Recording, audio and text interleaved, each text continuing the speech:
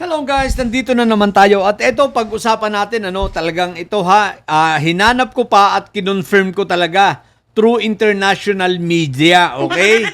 So ito ang sabi rito United States understands Philippines sensitive stance on International Criminal Court government. O yan So, ano ang tinutukoy natin rito? Nako, iiyak na naman ang mga didilis rito. Bakit? Nako, nag-content pa naman sila. Ang laki ng kanilang pag-asa. At ang sabi nila sa kanilang mga content, makakalaya na daw si Fentaboy nila. Ang sabi nila sa kanilang mga content, talagang ipinopost pa nila si Inday Sayad. Nagsasabi, alaya na! Tapos si Binibini Baklangari, ganun din. Puro ka fake newsan. Binibigyan ng false hope yung kanilang mga tagasunod, no? Yung mga alipores, binibigyan ng peking pag-asa. Para nga naman wag bumitiw sa kanila. Bakit? Dahil sa totoo lang, ang may following lang talaga, hindi si Sayad. Ang may following lang naman talaga, at ang talagang may mga panatiko ay itong si Fentaboy. So para hindi mawala sa kanila, talagang binubudol na naman nila. At ang daming nabudol. O, kaklaruhin ko Mismo, kaya kudos sa aming Pangulo na si PBBM, ganyan katapang. Ano ang isinagot ng US? Nang tinanggihan ni PBBM, hindi igagalang namin ang ICC at hindi namin iaabandona ang ICC. Anong sagot ng US? Anong sagot nila Trump? Wala! Ayan! Ang sabi lang nila Trump, ang sabi ng USA, ginagalang namin. Di ba ganyan katibay ang aming Pangulo sa paninindigan? The same sa paninindigan niya sa West Philippine Sea. Hindi kagaya ni Fentaboy na ipinamimigay ang West Philippine Sea kay PBBM. Tinatayuan talaga, di ba yan ang sinasabi namin sa inyo. Kaya yung sinasabi niyong week, ayun, napakatibay. At kayang tanggihan ng US at hindi makaporma ang China. At higit sa lahat, nakakulong si Fentaboy. Dahil weak yung leader, weak si PBBM, nakakulong si Fentaboy, nakakulong si Marco Tae, nakakulong si Jingay, nakakulong si Agimat, at nakakulong si Bonoan, at marami pang taga DSWD. Higit sa lahat, nakakulong yung kaibigan ni Antipetra, ni Chupetra, na si at kaibigan din ni Marco Tae, na si mga Diskaya. Diba? Higit sa lahat, ang pinakamagandang naipakulong ni PBBM, walang iba kundi si Kibulok.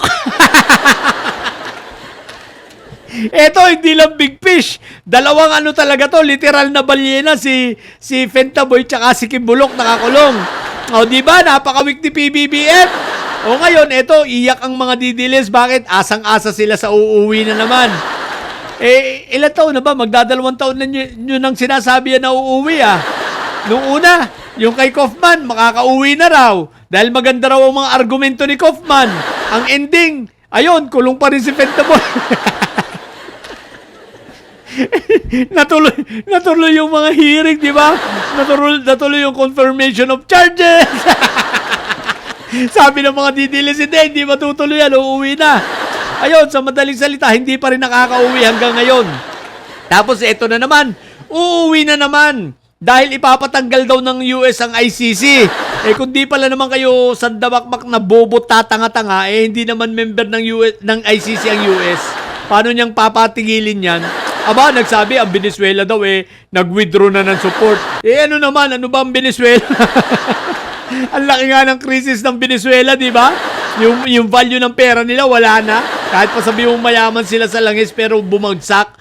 Di ba buti kung yan ay nung panahon ni Hugo Chavez. Wala na ang Venezuela. Tapos sasabihin ninyo, dahil sa pag-withdraw ng Venezuela, at pagbabanta ng US, mawawala na ang ICC. Mga bobo! Ang ICC ay nasa Europe. At sa Europe, napakataas ng pagtingin ng sa human rights. Paano nga aalisin yan kung mismo yung mga bansa sa Europe na kinalalagyan yan talagang ang taas ng pagtingin sa human rights. Kaya nga itong si Binibini Baklangari hanggang ngayon nandun pa dahil sa human rights, binabalanse pa nila. Pero hindi magtatagal, uuwi na rin yan. Dahil ang kinasasangkutan niyang kaso ay yung mismong kinaayawan ng mga nasa western countries, itong human trafficking. Kaya Binibini Baklangari, stay put ka lang dyan. Denied na ang asylum mo. Nag-appeal ka lang, pero yung appeal mo, sigurado ako made-deny din yan. Kaya hintay ka na lang. Paglabas ng red notice mo, shoot sa balde! Iuwi ka sigurado, no? Huwag ka mag-alala, tulad ng pangako ko sa'yo, kung papahintulutan mo, sagot ko na ang lifetime supply mo ng ng penetrating oil. O yung, Nivea ba yun? Ay, di, ano nga ba yun? Anong ito? Not Nivea eh. Itong isa.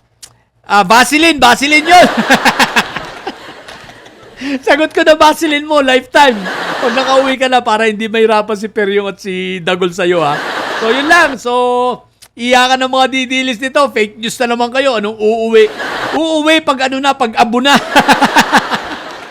Uuwi pag nasa garapon na. Diba? Alam mo, uuwi yung pinagsasabi nyo. Uuwi pag nasa garapon na si Pentamon. So, yun lang muna. Sa mga bubong didilis at may sayad dyan, magsiiyakan na lang kayo.